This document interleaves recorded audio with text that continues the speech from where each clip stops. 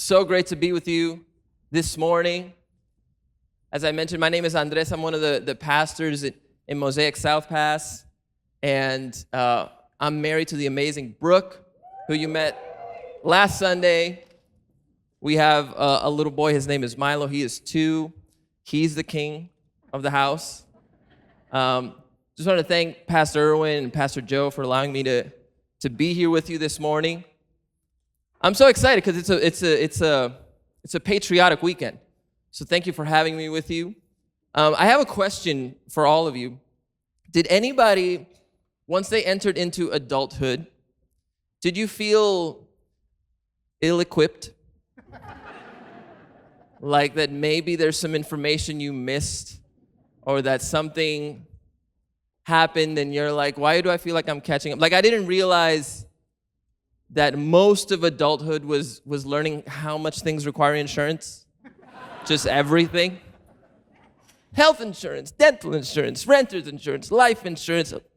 For $15.99, you can, no, never. Stop it with that. Or taxes. Hey, let's teach taxes in school. Let's start small. Because once you get to that phase, you're like, wow, this matters a lot. And you get to this place where you're like, I wish I knew that. I wish I knew that information. Like the first time I did taxes by myself, I used TurboTax. But I used TurboTax. Because it's like the paint by numbers of taxes. It's just, you just have your W-2, you're like, this box, this, okay. And you just do everything. And so I'm filling mine out, doing, all the information. And there's a little box on the corner that, like, with a number that tells you either what you're going to get back or what you're going to owe. And so I'm filling mine out, and it's telling me what I'm going to get back. Everything is looking good. I'm like, oh, cool. And then at one point, I enter in some piece of information, and the number, like, just goes dramatically up. And I'm like, oh, no. So I just close the laptop, just put it aside. Clearly, there's a mistake. There wasn't. I had to pay a lot of money afterwards. But we live in this tension, right, of like the things that we know and the things that we ought to know. And the problem is that the things that we ought to know are way more important than the things that we know. And I know that I'm giving you an example of taxes and insurance and all these things, but what about the things that really make life worth living? Such as how to be a good husband, or how to choose your friends wisely, or how to be a good parent, or what career should I choose, or how do I develop a good character, or how do I become more hopeful, how do I become more courageous? All of these things, there really isn't, let's say, a class for, or it's not something that you can sign up on, master class or anything like that, but yet they're the things that we all want. They're the things that we want because those are the things that make life worth living. And these things are about wisdom. Fortunately for us, in the scriptures, there are 5 wisdom books. Right in the middle of the Bible, there are these books dedicated to wisdom that are about life, that are about how to make good choices, that are about how to have a healthy relationship with money. They are about how to choose your friends, how to be a good friend. All of these things, they are Ecclesiastes, Psalms, Song of Solomon, Proverbs, and Job. And today, I want to take you through a journey. We're going to look at some of these books and what they have to say, but I also want to spare you some pain. I want to share with you some things that I wish I knew, because I don't want you to go through life thinking, I wish I knew that. I wish somebody had told me that. I wish I had that information previously. So, if you're willing, we're going to go through a little journey. Are you with me? Yeah. We're going to talk about the things that I wish I knew. Like, for example, I wish I knew that timing is everything. I wish I knew that timing is everything. Ecclesiastes 3:11 says, He has made everything beautiful in its time. He has made everything beautiful in its time. See, the writer of Ecclesiastes is pointing a beautiful observation here, pointing out something highly important to us. He, meaning God, has made everything beautiful. And that part, a lot of us maybe can understand. We'd be like, yeah, God made creation. He made all of these things. It's beautiful, the earth. But he adds this other part. He made everything beautiful in its time, which means that there's a timing to everything. Think about avocados. Avocados are amazing, right? They're beautiful at the right time. If you get it too early, it's like a rock. And if you get it too late, it gives you nightmares. Have you ever crushed an avocado? You think it's like, oh no! There's a timing to everything. There's a timing to the sunset, to the sunrise. All of creation, there are rhythms, there are time. It's as if creation is a symphony and God is the conductor. And he's telling everybody when to come in and when to not come in, all these things. There's a tempo. I'm going to give you some, as I mentioned, the worship team, you guys just crushed it. This is where I started with the worship team. I started playing keys here at Mosaic about 10 years ago. And I'm going to give you I'm going to peel back the curtain for a second to give you some insider info about when we're on the team. You guys see that we all have these in-ear monitors, right? It's like headphones. It's not just, some of you are like, I've never seen those. We have these in-ear monitors, and the purpose is not just to hear ourselves and to hear the music and to hear our voices, etc. There's also in our ears all the time this thing called the metronome, or a click as we would call it. And it's going all the time in our ears, really loud, to keep us on time. And when I first arrived to Mosaic, I had been playing piano for a long time, but that was new to me. I had never done it that way. I was like, oh, what is this? Oh, and it's keeping time. And you want to keep it really loud because it's easy to get lost, and you don't want to be that guy. You're off tempo. So surely enough, one Sunday, we're going through our worship set and we're singing these songs, and then our drummer starts to click for the next song, and it's on me to start. And I start playing the wrong song in the wrong tempo because it's a tempo for another song. And the whole band, everybody picks up on it. Everybody's like, what are you doing? And I'm just in it. I'm like, and I don't get that I'm playing the wrong song, and I'm off tempo. Some of us live life that way. You're just off tempo. You just get the timing all wrong. You have good intentions. The song in of itself is not bad. It's just not now. And it's not at that tempo. I think some of the ways that we get tempo or timing the wrong the most is with relationships. It says in Song of Songs, chapter 8, verse 4, it says, do not awaken or arouse love until it so desires. Do not awaken or arouse love until it so desires.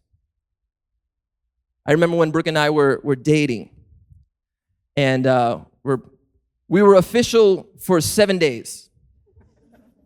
Some of you are already like, but we were finally official, and trust me, those of you that know, it was a journey to get there. We were friends for a long time. I asked her out on a date finally, and after one date, she said, I think we should be friends, which is not what you want to hear after the first date. You're like, same, I was thinking the same thing. But we got past that, and eventually we're official. We're boyfriend and girlfriend. It's been 7 days. I know this detail so much because it's etched into my brain now. But it's been 7 days, and we're on a date, and then I just look at her, and I say, I love you.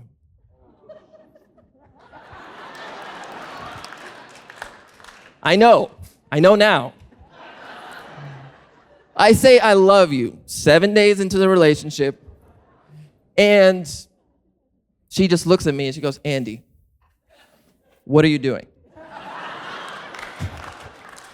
And I try to be more compelling. I'm like, oh, I love you. And she goes, what's my middle name?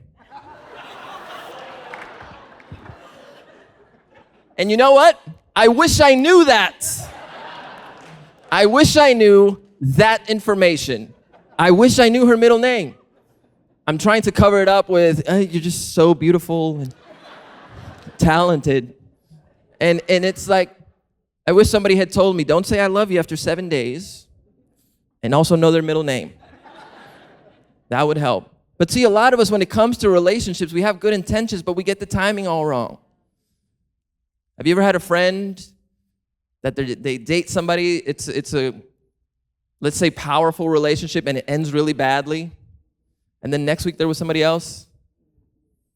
You are that friend, aren't you? And it's like, is it wrong to move on? No, but the timing, right? Give your heart a chance to heal. Or sometimes it's the other end of the spectrum. Somebody's dating and you ask them, how long you guys been dating? And they're like, since 1997. And you're like, it's time. Time for what? You know. Whatever it is, it's time. It's been time. But I love the wisdom of Song of Songs. Do not awaken or arouse love until it so desires. There's a timing there. But this isn't just for relationships, it's for all of life. There's a season for everything. If you're starting a business, you're not going to be profitable the next day. It's going to take some time. In a friendship, maybe that friendship isn't where you want it to be. It's going to take some time. So you have to ask yourself the question, all of us have to ask ourselves the question, do I understand what season of life I'm in? Do I know what time it is? And if you don't know what time it is, ask somebody with a watch, right? What I mean by that is, think of who is wise in your life. Think of who has wisdom in your life and ask them, hey, what do you think about me making this choice right now? Is this the right moment? Should I wait? Is this the right time to pursue this relationship? Should I wait? Ask the person closest to you. Ask the person closest to you who has wisdom. And you know what else I wish I knew? I wish I knew that it's all about the small things. It's all about the small things. Proverbs 25:16 says, do you like honey? Don't eat too much, or it will make you sick. Thank you, Proverbs. Was this written by Winnie the Pooh, or what is? Do you like honey? Yes. Don't eat too much. Okay. Thank you. You read something like that and you're like, that's great. Maybe you're thinking, Andres, I thought it was like a wisdom book. I thought this was profound wisdom. Well, if you keep reading, you start to understand. Proverbs 25:27, it says, it's not good to eat too much honey, and it's not good to seek honors for yourself. See, there's an incredible insight that the writer of Proverbs is giving us, which is how you do the small things is reflective of how you do everything in your life. How you act in the small moments is reflective of how you act in the big moments. I don't know if you guys remember this, but a few years ago, there was this commencement speech that went viral from this admiral in the Navy. His name was Admiral McRaven, which sounds like a Harry Potter character, but he was really McRaven. And in his commencement speech, he talks about what the Navy SEAL training was like and what they would do every day. And the way that they would start every single day is they would have everybody line up by their bed, and then the officers would go and check their beds, check the bedding, to see if they had made their bed and to see how well they made it. To the point that they would go with like a tape measure and evaluate it. If they did that to me every day, I'd be like, I'm sorry I failed again. I'm just trying. But the admiral in his commencement speech is essentially charging a whole class of graduates, telling them, make your bed. If you want to succeed in life, make your bed. And why is this? Because it's in the small things that we begin to build our life. And what happens to some of us is that we see disconnections in the big things and the big plans that we have for our life, but we don't understand that it has to do with the small areas in our life that we've not tended to, that we've not applied intention to. And so that's why the big things aren't working. That's why maybe the higher goals, the higher visions aren't working, because you haven't done the small work yet. This reminds me of like my parents. You know, all of us growing up, our parents would emphasize all these things: make your bed, brush your teeth, clean your room, stop playing video games, et cetera, et cetera. And you're like, Mom, Dad, why? You know, and they are instilling in us small things to get us ready for life. One really small thing that my dad would do when I was in middle school is, as he's driving us to school, he would pick up some of my classmates. And it was, in Puerto Rico, we had uniforms. Every Puerto Rican school has uniforms. You think, is every school private? No, it's just that we all wear uniforms. And so it's easy to spot kids in the wild because it's like a neon green shirt or whatever. And so my dad, anytime he'd see a green shirt, he'd just pull over and give them a ride, and they'd hop in the car. And me being like a not great human being, I'd always be like, oh. Because just because we had the same shirt doesn't mean that I knew them. You know what I mean? So now they're in the car, and I'm like, hi. You know? So, but what's hilarious is that literally yesterday, my parents FaceTimed me with one of my old classmates that he was driving to Florida, and it was driving by Georgia where my parents live, and he wanted to stop by. My dad has a better relationship with my classmates, former classmates, than I do. And why? It's because of this small act of kindness that my dad would do. And not only was he having an impact on their lives, but he was having an impact on my life. As I reflect on that small practice, what my dad was showing me is, this is what we do in this family. This is how we treat people in this family. If somebody needs a ride, we pick them up. But not only do small things have the capacity to build your life, but it's the small things that, if you're not careful, can also have the greatest destruction in your life. Can bring about the most pain in your life if you're not careful. Not too long ago, we had a couples event for our couples over in South Pass, and we had these workshops and different spaces to just invest in our young couples and our married couples. And Brooke and I were there, and we've only been married for a little over 4 years, so we're learning so much through this process. And one of the workshops was a couple that they were gracious enough to share their story of going through almost separating, or almost going through a divorce. They were separated for about 4 months because he had an addiction. And so they shared that with us, and they talked through the reparation process. And what's interesting to me about this whole idea was the addiction was, for him, for the longest time, the excuse was, well, it only affects me. It's just a small thing. It's not going to affect anybody else. So it's just a thing that's just me here. But that small thing had the potential to destroy his family because he wasn't paying attention. And on top of that, when I experienced them giving the workshop and sharing, you can see such a beautiful work of restoration in them because of the way that they treated each other and how kind they were to one another and how they would look each other in the eyes and how they wouldn't undercut one another, how they talked, or nobody said anything that they were forced to say, but they chose to say it. So it was in the small things that there was neglect and almost destruction, but then now in the small things we can see healing. We can see that they had gone through and done the work of repairing and paying attention to the details in their marriage and then getting to wholeness. What arenas in your life are fractured? What arenas in your life are perhaps disconnected? See, because the journey of wisdom, the goal of wisdom is that you would become whole, that you would become an integrated person, that you would understand that every arena in your life is connected, that every arena in your life matters. Lastly, I wish I knew that I didn't know everything. I wish I knew that I didn't know everything.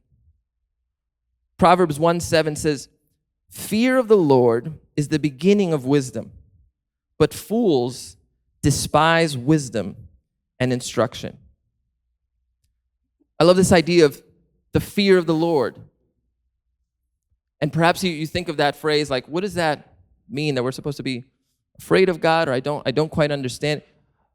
But as I look at this idea of the fear of the Lord is the beginning of wisdom, it's just this basic understanding that there's someone who knows more than me, that there is, at the very least, some higher power, that the beginning and ending of wisdom isn't me, that I may not know everything, and that it's foolish to me to despise instruction, to despise when somebody comes into my life to bring correction.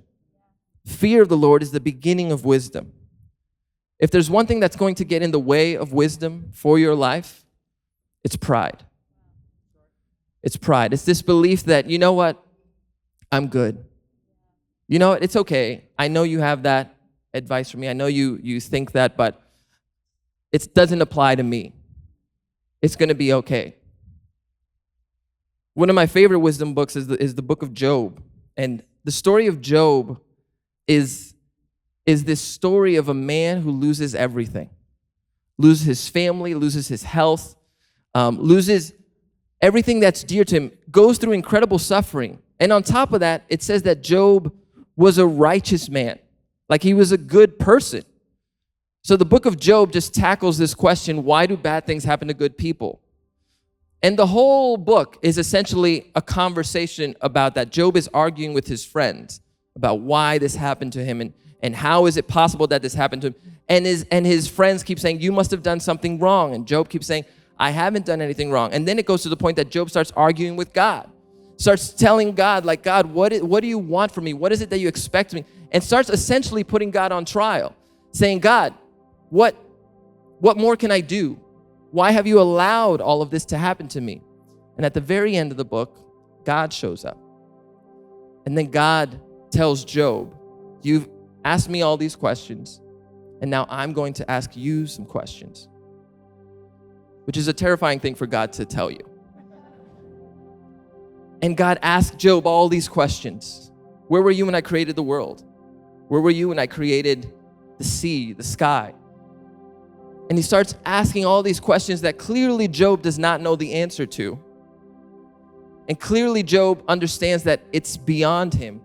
And so after this discussion, after this back and forth, Job says in chapter 40, he says, I am unworthy. How can I reply to you? I put my hand over my mouth. I spoke once, but I have no answer. Twice, but I will say no more. I love this moment because Job gets to this point where he says, you know what, I realize there are just some things that I don't understand. There are just some things that are beyond me. That the beginning and end of truth isn't me. That perhaps there are people with more knowledge, more experience than me. And that you, God, you're the source of wisdom. You know, when I was in high school, towards the end of high school, I, decided to start dating this girl, and it was not a good idea because she was the ex of a friend of mine. Everybody in the room be like, I know, I wish I knew that. I did it anyway, but it's just, I don't want you to go through the same thing. And so, I'm pursuing this relationship, and one day there's this party, like a quinceañera, something like that. And I'm there because she's there. And all of a sudden, my cousin Carlos shows up. Pastor Carlos. He's there, he shows up, and I'm so oblivious that I'm like, oh, you know her too? Cool. And I don't get that why he's there. And then Carlos pulls me aside and said, can I talk to you? And I'm like, oh, yeah, sure. Again, oblivious. And Carlos tells me, it's like, you shouldn't date her. This is a bad idea. And I didn't listen because I thought I knew everything. Because I thought, I know that's typically what you shouldn't do, but I spoke to him like he's fine. Another wisdom tip, by the way, is fine never means fine. But I did what I did, and it ended up hurting her, hurting my friend, hurting me, hurting other people. And it was painful to come to that realization of my own selfishness, my own tunnel vision. Just because I thought I knew everything. Just because I thought I knew better. I couldn't see that there were others out there that knew more than me. Which, by the way, if you have people in your life that have the courage to tell you the truth, those are your real friends.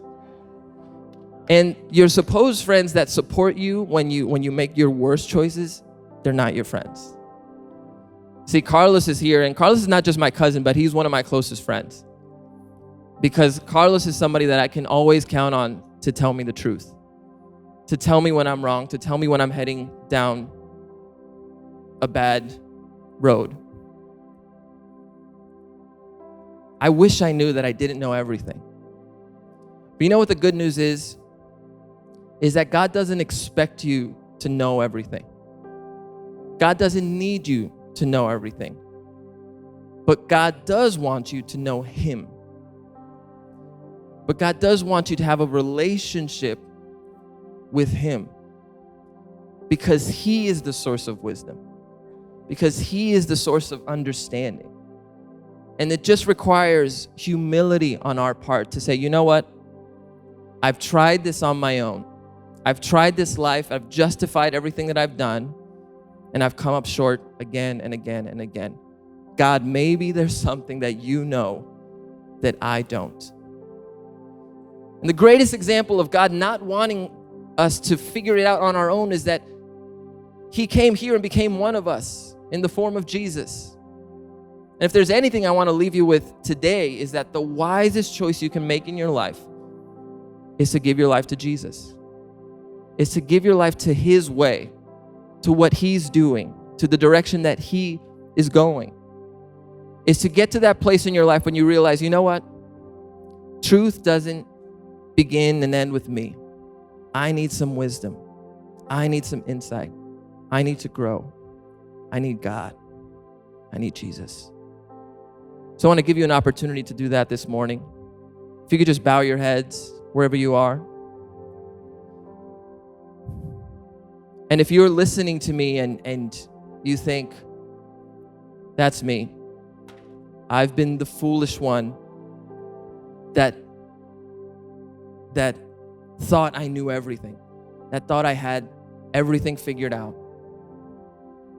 But today you've decided, you know what, no more. No more. I'm going to choose to trust God. I'm going to choose to give my life to Jesus. I'm going to choose a path of wisdom. And the first step is admitting that I need it, is admitting that I don't know everything. So if that's you, I just want you to say this simple prayer. Just say, Jesus, I give you my life. Wherever you are in your chair, Jesus, I give you my life. And take that first step of the wisest choice you can ever make. And if you did make that decision, I just want you to raise your hand so that I can pray for you. I see you. I see you. I see you. If you could just keep your hands up so we can pray for you. We see you. We see you. This is the wisest choice that you can make with your life. So I'm going to pray. God, I thank you so much for the men and women, God, that have made that decision here today. That decision to give you control, to invite you into their life. to have the courage to say, you know what, I don't have it all figured out. I need wisdom. I need understanding. I need guidance. I need you, Jesus. And so, God, I just ask that all of the people that raise their hand, God, that you would meet them in this moment, that your Spirit would fill them, that they would be comforted by the fact that they don't have to know everything, God, because once they know you, that's all they need.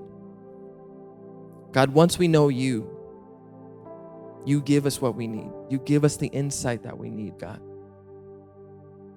And we're so grateful for that. We pray this in Jesus' name. Amen. Amen. Amen. Can we give it up to everybody that made the decision to give their life to Jesus?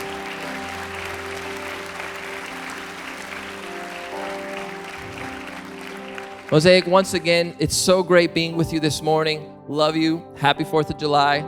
Pastor Matt.